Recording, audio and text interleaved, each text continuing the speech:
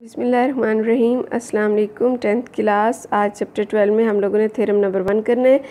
Theorem number 1 में हमें जिन चीज़ों के लिए, पहले तो मैं आपको बता दूं जिन चीज़ों को हमने यूज़ करना है उनके बारे में। सबसे पहले ऑफ कोर्स ये एक सर्कल का थ्योरम है, तो आपने एक सर्कल ड्रा करना है और सर्कल का सेंटर तो आप जानते ही हो पॉइंट ओ पे होते हैं। अब इस थ्योरम की जो रिक्वायरमेंट्स हैं वो हमारे लिए यहाँ पे देखिए, एक मेजर आर्क है, एक माइनर आर्क, और इसके अलावा यहाँ पे एक सेंट्रल एंगल भी होगा। सेंट्रल एंगल बच्चों क्या होता है? जो सेंटर पे बन रहा होता है। अगर आप एक सर्कल ड्रा करते हो और उसके सेंटर पे कोई एंगल बनाते हो तो वो क्या होता है? Central angle.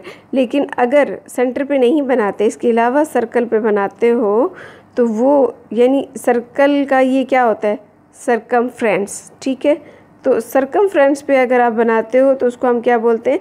Circum angle. ठीक है, सेंटर पे जो बनेगा वो सेंट्रल एंगल होगा और जो सर्कमफ्रेंस पे बनेगा वो सर्कम एंगल होगा। तो इस थ्योरम में आपको सर्कम एंगल और सेंट्रल एंगल के साथ भी वास्ता पड़ेगा।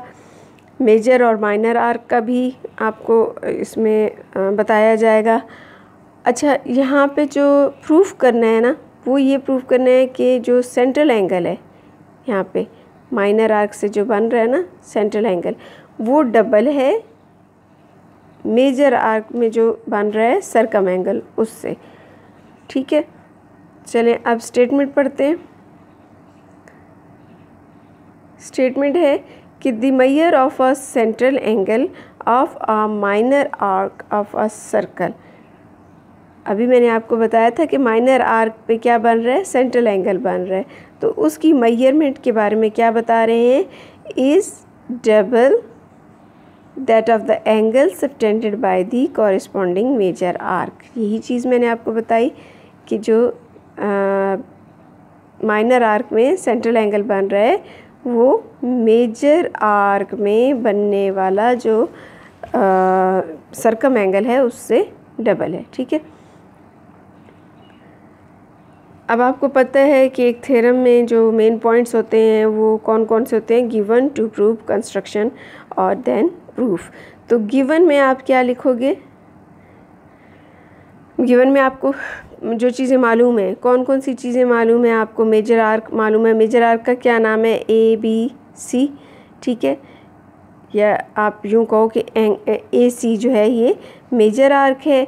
इसके अलावा ए सी जो है वो माइनर आर्क है और ए बी सी जो है वो मेजर आर्क है। ठीक है, A D C minor arc है और A B C major arc है।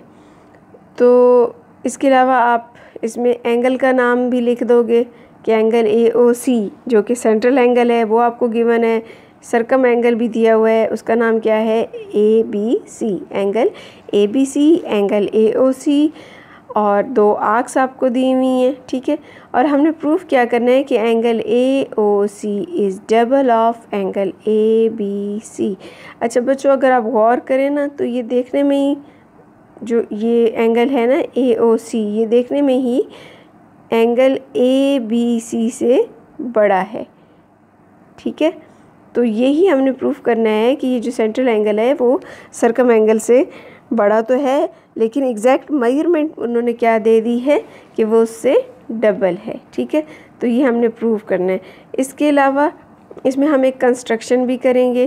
कंस्ट्रक्शन हमने ये करनी है कि बी को डी से ज्वाइन करना है, बी को ओ से ज्वाइन करना है, देन एक्सटेंड कर देना है अप टू डी, जिसकी वजह से यहाँ पे डिफरेंट एंगल्स बन जाएंगे। ठीक है, उन एंगल्स को नाम दे देना है, देन आप इस थ्योरम को प्रूव करेंगे।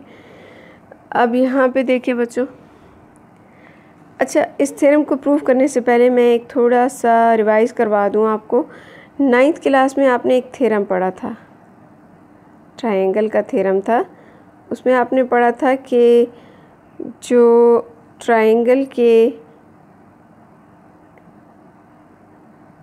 अगर बाहर आप कोई एंगल बनाते हो, एक्सटीरियर एंगल इसको बोलते हैं। ठीक है, exterior angle is greater than non adjacent interior angles. ये एक स्टेटमेंट थी थ्योरम की जो हमने 9th क्लास में की थी।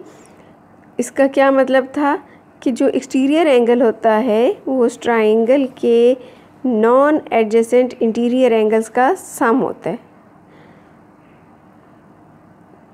Exterior angle is equal to sum of non adjacent interior angles. अब नॉन एडजेसेंट क्यों? उसमें ये वाला एंगल शामिल नहीं है, ठीक है, जस्ट 2 एंगल शामिल हैं और उनका सम जो है वो नॉन एडजेसेंट एक्सटीरियर एंगल के बराबर है। थोड़ा सा इसको जहन में रखिएगा, बाकी हम लोग थ्योरम करेंगे तो आपको क्लियर हो जाएगा। थ्योरम की स्टेटमेंट में दोबारा पढ़ती हूँ। The major of a central angle of a minor arc of a circle is double that of the angle subtended by the corresponding major arc. यहाँ पे आपको गिवन क्या है? AC is an arc of a circle with centre O। अच्छा, अब मैंने AC आपको बताया था। AC 2 पार्ट्स में डिवाइड है, एक मेजर में और एक माइनर में, ठीक है। ये देखें, है तो AC एक आर्क ही, लेकिन एक मरतबा आप उसको ऊपर से लोगे AC को और एक मरतबा नीचे। तो ऊपर वाले का आर्क का नाम क्या है? ABC और नीचे ADC, ठीक है। अच्छा, इसके अलावा इसमें एंगल AOC जो क्या था, सेंट्रल एंगल था, ये मैं आपको बता चुकी हूँ। AOC क्या है? सेंट्रल एंगल है। Next, angle ABC is a circum angle. ये भी मैंने आपको बताया कि ABC सर्कम एंगल है क्योंकि वो सर्कमफ्रेंस पे बन रहा है। हमने प्रूफ क्या करना है? एंगल AOC यानी सेंट्रल एंगल डबल है सर्कम एंगल यानी एंगल ABC के। उसके लिए हमने कंस्ट्रक्शन की थी, B को O से जोड़ दिया और D तक उसको एक्सटेंड कर दिया और उसके बाद हमने एंगल्स के नाम लिख देने हैं। ये नाम आपने अपनी मर्ज़ी से लिखने हैं। बेहतर यही होता है कि आप बुक वाला ही याद करें ताकि कंफ्यूज ना हो। जब आपका कॉन्सेप्ट बिल्कुल क्लियर हो जाए फिर बेशक आप प्रैक्टिस करें, अपनी मर्ज़ी से एंगल्स को नेम दें और उसको सॉल्व करें। जी, नेक्स्ट हम प्रूव करते हैं। यहाँ पे फर्स्ट स्टेटमेंट है कि angle 1 is equal to angle 3। Angle 1 is equals to angle 3। इसकी क्या रीज़न है? इसकी ये रीज़न है कि 9th क्लास में आपने थ्योरम पढ़ा था कि अगर ट्रायंगल की 2 साइड्स इक्वल होती हैं तो उनके सामने बनने वाले जो एंगल्स होते हैं वो भी इक्वल होते हैं। अब यहाँ पे ये देखें, OA क्या है? रेडियस। OB क्या है? रेडियस। तो रेडियस आप जितने भी सर्कल के ले रहे होते हो वो रेडियस हमेशा इक्वल होते हैं। तो ये 2 साइड्स इक्वल हैं, इसलिए OA के ऑपोजिट एंगल कौन सा है? 3 और OB के ऑपोजिट एंगल है 1। तो अगर OA और OB क्योंकि रेडियस हैं, ये दोनों अगर इक्वल हैं तो फिर इनके जो ऑपोजिट एंगल्स यानी एंगल 3 और एंगल 1 है वो भी इक्वल होंगे। तो इसलिए स्टेटमेंट में क्या लिखा हुआ है? Angle 1 is equal to angle 3। Same यही केस आप इस ट्रायंगल में भी लिख दोगे, angle 2 is equals to angle 4, ठीक है।